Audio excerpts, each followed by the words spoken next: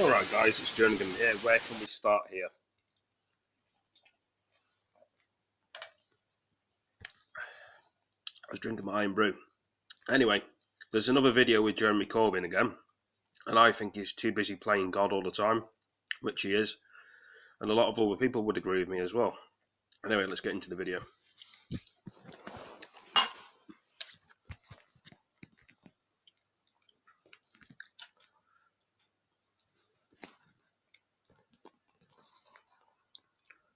There's Jeremy Corbyn talking to the ladies.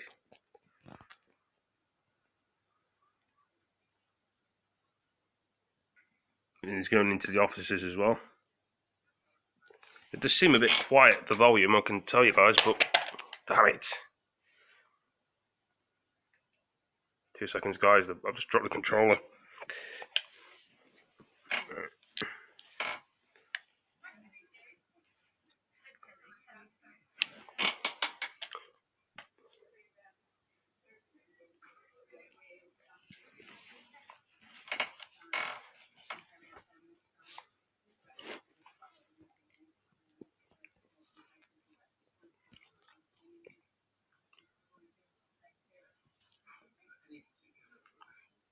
They're speaking very quiet. So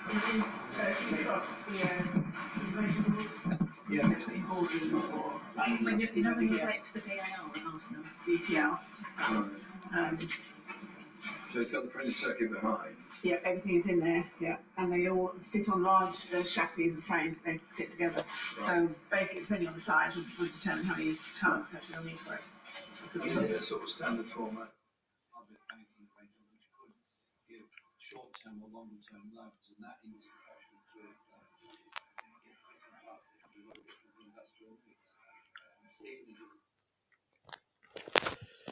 Well, that was Jeremy Corbyn's quick speech. He didn't stay for long. He never stays for long on his videos, does he? He did a video 22 hours ago, Jeremy Corbyn. No offence, guys, but Jeremy Corbyn just gets on my nerves. I know I'm doing videos about Jeremy Corbyn, but you guys can probably understand why. I know he's only a human being like all of us, but the things he does and the things he says... Well, since President Tusk has apparently already said to the Prime Minister there's nothing new in that letter, it's very unclear what the Prime Minister thinks he's negotiating. He needs to recognise that by just holding the threat of a no-deal Brexit on the 31st of October towards the European Union isn't going to bring about a change. It's much worse. He needs to wise up and stop the nonsense of the 31st of October and start talking seriously. But Parliament, I hope, will be able to stop no deal. We will move a motion of no confidence, and I hope all other opposition parties and some Conservative MPs will recognise that if it takes that to stop no deal, well, let's do that. What we said is, if it's no deal or Remain, we'll campaign for Remain. I campaigned for Remain in the referendum in 2016. The result was different. This isn't a rerun of 2016. This will be an opportunity for people to decide, at the end of the day, what they actually want. It's ridiculous. I mean, it's like the country can't make its mind up over things. It doesn't know how to run the country. No, you know, we want people to know what they're doing in England, but clearly not. There's more broken promises and scaremongering. She's talking about the Parliament of British. I know she's speaking French. The mode of arrangement on different borders. European will backstop anymore. This means we wouldn't normally think about particular. It always has been to find these solutions in short time. The EU supplement. I'm going to try and read it. The EU ready for supplement, but there is no need to open a withdrawal agreement, talking about in German.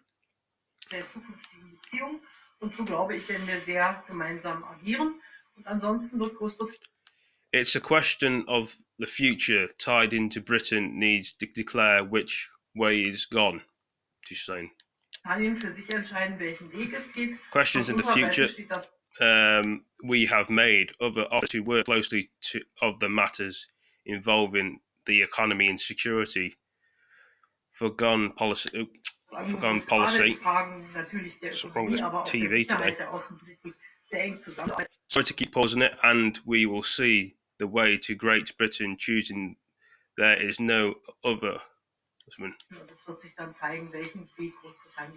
closely part of NATO in the from the nation half ships would see this. Yeah, which common solution?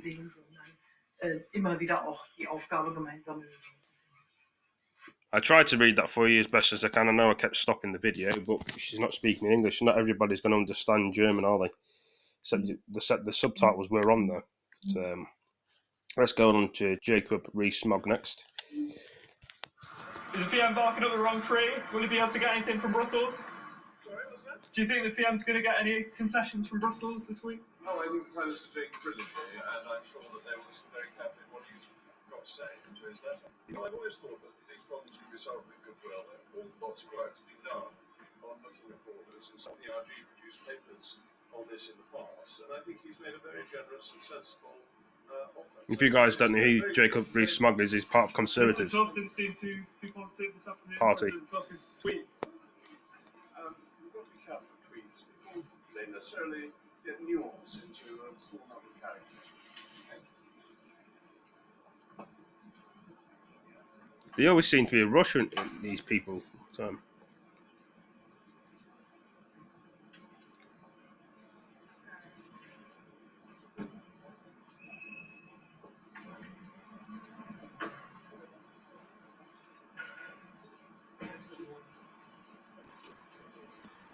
there we go, he's driving off in his car, or somebody driving him off.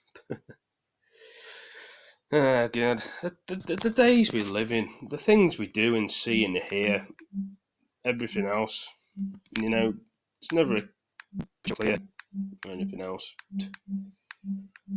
I don't know how to make this sort of situation at the moment, guys. It's nothing but real. Indian floods again. So if you're in India, there's loads of floods in the country, and they're trying to destroy homes and farms. And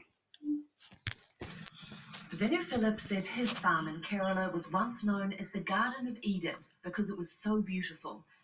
But his plantation is now a wasteland. Garden of Eden because of manager of Jesus. I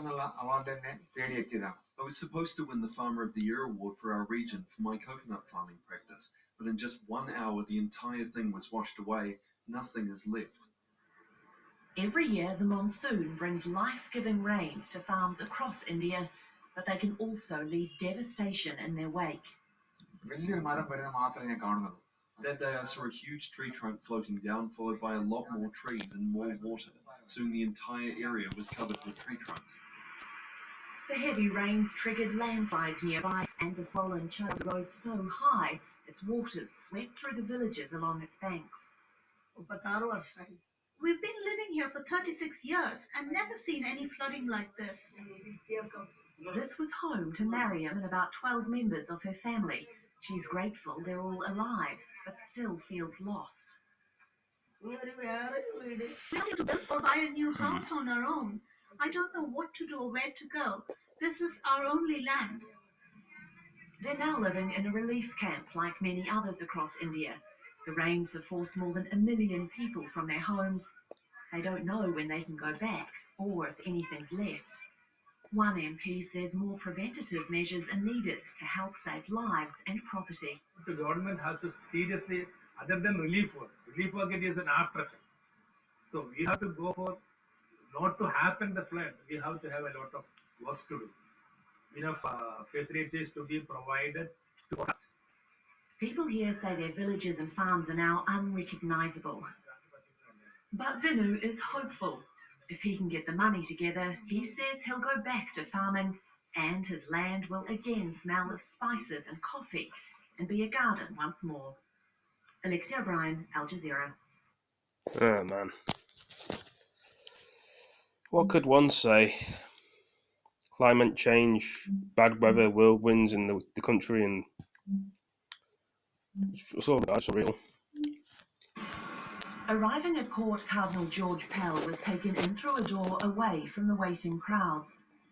There was no room inside for everyone, the court packed with other survivors of abuse by the Catholic Church and Pell's supporters. Oh, he's in the same jail. Oh, really?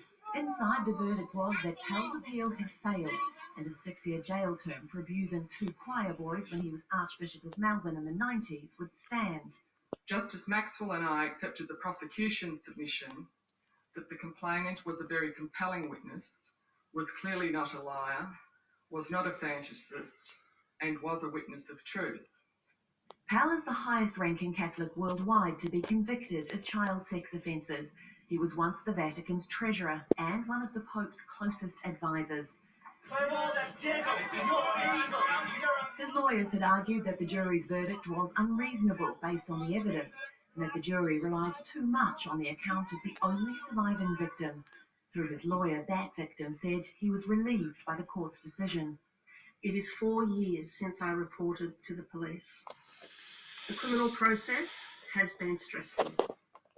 The journey has taken me to places that, in my darkest moments, I feared I would not return from. As survivors, we are now also being heard, believed, and we have now, we can say that it is a glorious day for us as survivors. The Vatican has acknowledged the decision and says it's committed Probably to first, pursuing those I who don't know broken the law. what days what, sorry. As the proceedings continue to develop, the Holy See records that the Cardinal has always maintained his innocence throughout the judicial process, and it is his right to appeal to the High Court. But survivors' advocates say the Catholic Church needs to prove it's taking clergy abuse seriously.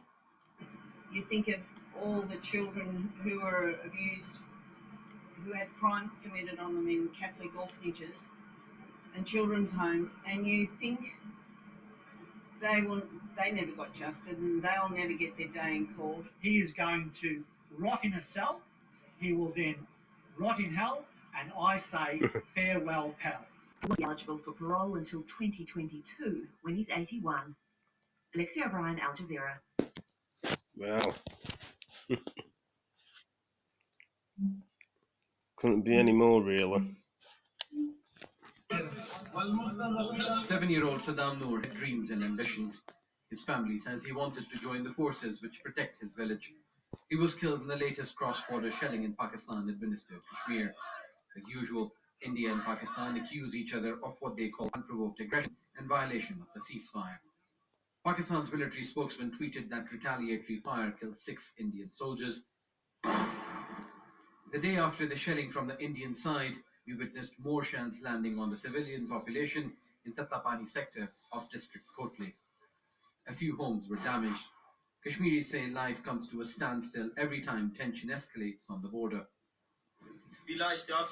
Indiscriminate firing continues from India. They target civilians and kill innocent people.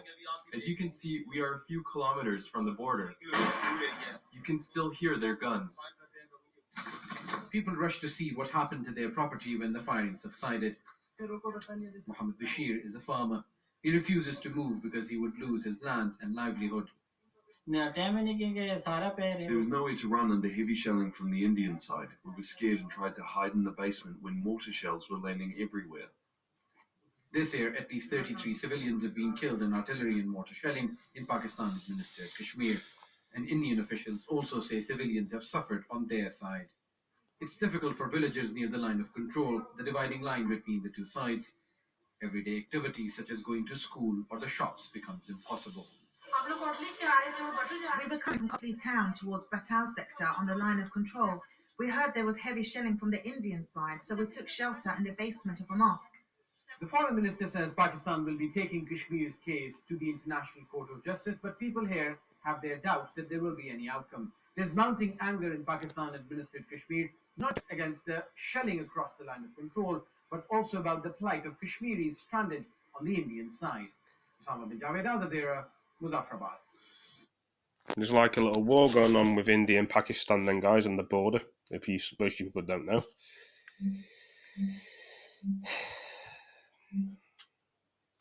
Makes you wonder sometimes, doesn't it?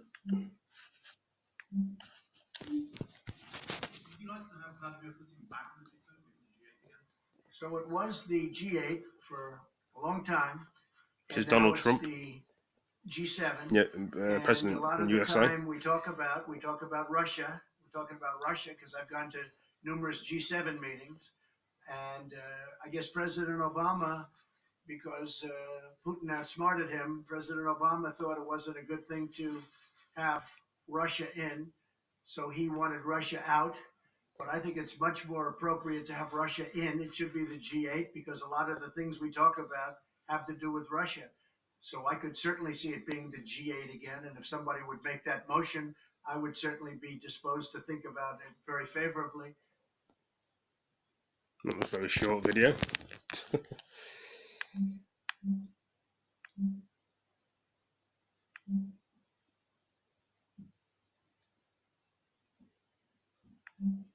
Two minutes, guys. 2 minutes. Just need to do something. I need to get a drink of pop.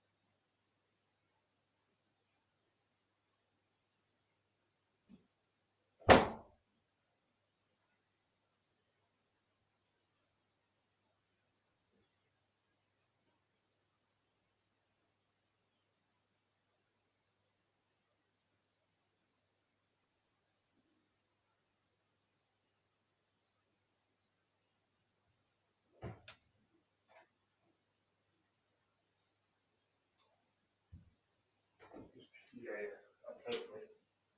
I don't know, mate.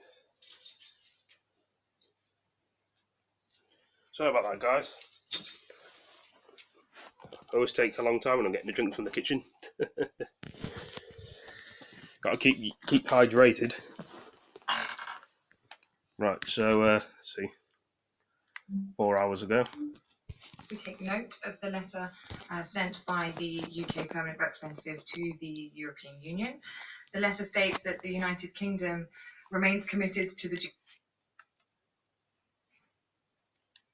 duty of sincere cooperation and will not stand in the way of the conduct of EU business during this time. So as far as the Commission is concerned, we consider this to be in line with the UK's obligations as a member state and in keeping with the April European Council conclusions, which took note of the UK's commitment to facilitate the achievement of the Union's task and refrain from any measure which could jeopardize the attainment of the Union's objectives, in particular when participating in the decision-making processes of the Union. There's another very short video.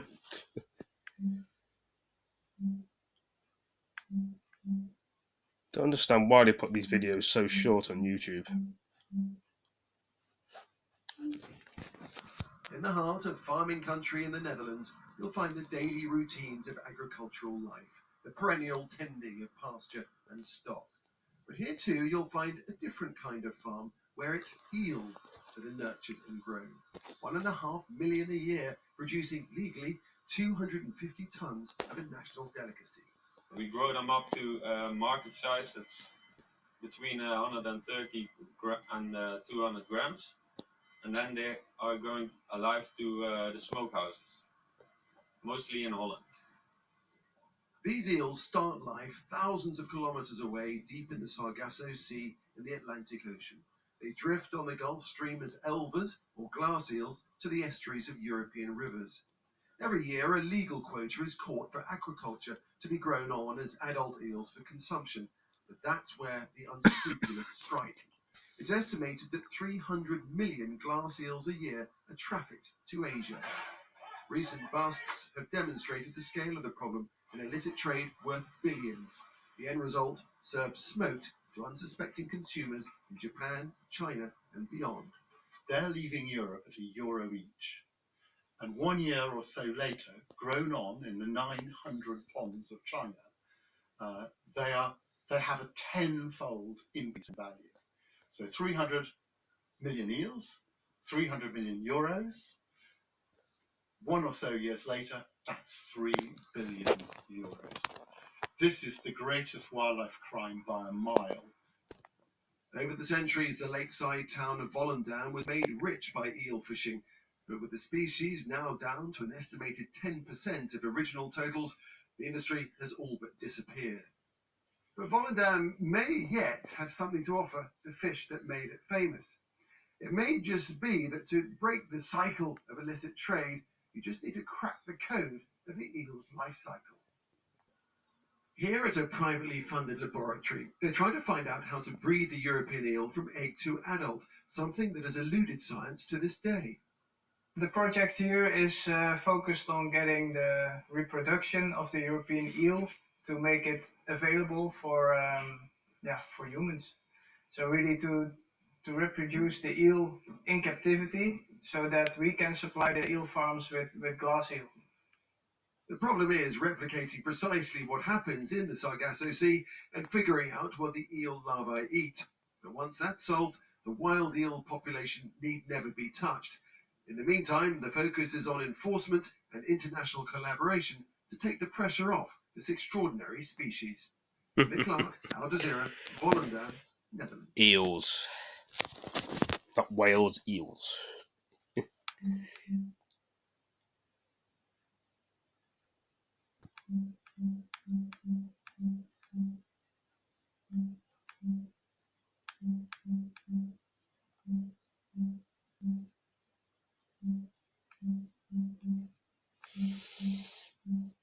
Anyway, guys, I think I may leave it at that with this broadcast and live stream. Please like, comment, subscribe, share these videos with your friends, and I'll do another stream later of a game on PS4 or live stream. So thank you for joining this stream. I'll see you in the next one, guys. Peace.